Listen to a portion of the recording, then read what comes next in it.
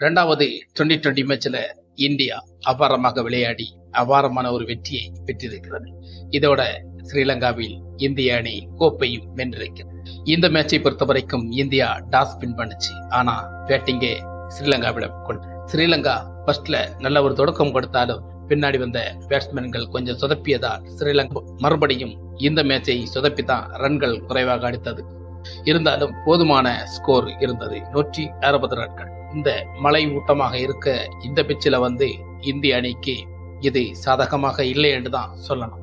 அந்த அளவுக்கு 160 ரன்கள் ரொம்ப கொஞ்சம் சாதுரியமான ரன் தான். ஆனா இருந்தாலும் இந்தியாவுக்கு ஒரு இலக்கு அமைந்தது.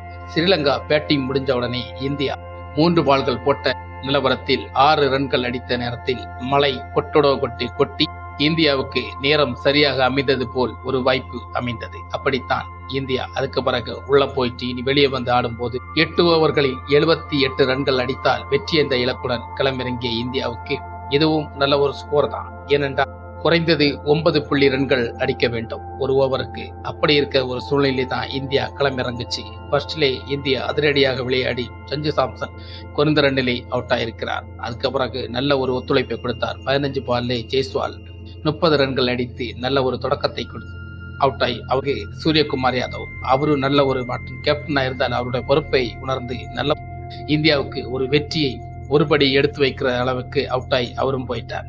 இப்படித்தான் இந்தியாவுக்கு 3 விக்கெட்டுகளை இழந்து 7 விக்கெட் வித்தியாசத்தில் இந்தியா அபாரமான வெற்றி கொண்டது. கார்த்திக் பாண்டியாவோட 6. இந்த மேட்ச் இன்னோட இந்தியா இந்த ரெண்டு மேட்சை 2020 வெற்றி பெற்று இந்த மேட்சில் இருந்து இந்தியா கோப்பையை அடித்து விட்டது. இன்னொரு மேட்ச் பாக்கி இருக்கிறது. இருந்தாலும் இந்தியா இந்த சீரியஸை வின் பண்ணி இருக்கிறது அபாரமா. இந்த மேட்சை பொறுத்த வரைக்கும் சூரியகுமார் கேப்டன்ஷிப் ஒரு புதிதாக இருந்தால் நல்ல ஒரு கேப்டன்ஷிப் போல் தெரிகிறது. அப்படித்தான் இருக்கிறது. இந்தியாவில் எல்லோரும் ஒரு அனுபவம் வாய்ந்த கேப்டன்ஷிப்பை பயன்படுத்துகிறார் என்று சொல்வதற்காக நமக்கு இருக்கிறோம். அந்த அளவுக்கு தான் என்னோட கிரிக்கெட் மேட்சில் பார்க்கும்போது இந்தியாவுடன் விளையாட்டு பிளேயர்கள் அத்தனை பேர் யார் வேணுமாலும் கேப்டன்ஷிப் பண்ணலாம். அந்த அளவுக்கு ஒரு அனுபவங்கள் சூரியகுமார் ஒரு அச்சுறுத்தலாக இருக்கிறார் என்று நமக்கு சொல்வதற்கு உண்மையாக இருக்கிறது. அப்படித்தான் இருக்கிறது. ரிஷப் பந்த் கேப்டன், சூரியகுமார் யாதவ் கேப்டன், இப்படி பல பேரும் வீரர்கள் எல்லாம் கேப்டன்ஷிப்பில் இருக்கிற வரைக்கும் இந்திய அணியை அசைக்க முடியாத நம்பிக்கையை தான் இந்த 2020 கைப்பற்றி இருக்கிறது. அதுவும் ஸ்ரீலங்காவின் சொந்த மண்ணில். அப்படி இருக்கும்போது இந்த மேட்ச் ரொம்ப சாதகமாக இந்தியாவுக்கு அமைஞ்சதுதான் சொல்ல முடியும். இந்தியாவுக்கு டாஸ் ரொம்ப முக்கியமாக இருந்தது. அதனால்தான் இந்த மேட்ச் இந்தியாவுக்கு பக்கம்.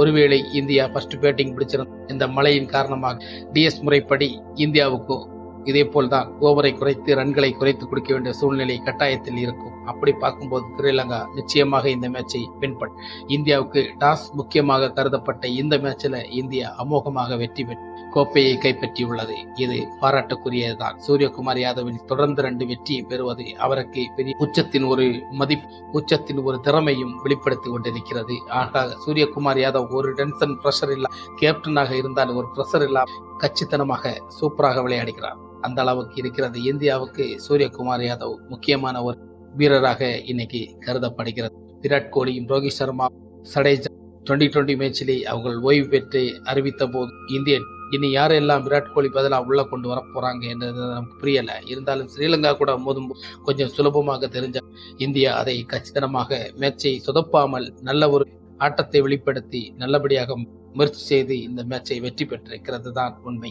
ஆனால் பெரிய வீரர்கள் ஆஸ்திரேலியா, இங்கிலாந்து இப்படி பெரிய டீம் கூட விளையாடும் போதுதான் இந்தியாவுக்கு ஒரு சேலஞ்சாக இந்த டீம் அமையும் என்று இருந்தாலும் நல்ல அனுபவம் வாய்ந்த வீரர்கள் நம் இந்திய டீமில் செயல்பட்டு கொண்டிருக்கிறார்கள். ரிஷப் பந்த், கார்த்திக் பாண்டியா, சூரியகுமார் யாதவ், இப்படி சஞ்சு சாம்சன், இப்படி சில வீரர்கள், சுப்மன், இப்படி சில வீரர்கள் எல்லாம் இருக்கிறார்கள். ஆனால் சொதப்பக்கூடிய வாய்ப்புகள் இருந்தாலும் இந்தியா மீண்டும் அடுத்த மேட்சுகளில் கவனமாக விளையாட வேண்டும், நல்ல பங்களிப்பை கொடுக்க வேண்டும்.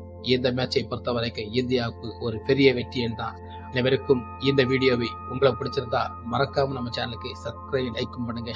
உங்களுக்கு ஏதாவது சொல்ல தோணுச்சுன்னா கீழே இருக்க கமெண்ட் பாக்ஸ்ல கமெண்ட் பண்ணுங்க. ஓகே, வணக்கம். சட்டம் ஒழுங்கு சரியில்லாமல் இந்தியனுக்கு சாவை கிடையாது. இந்த இந்தியாவை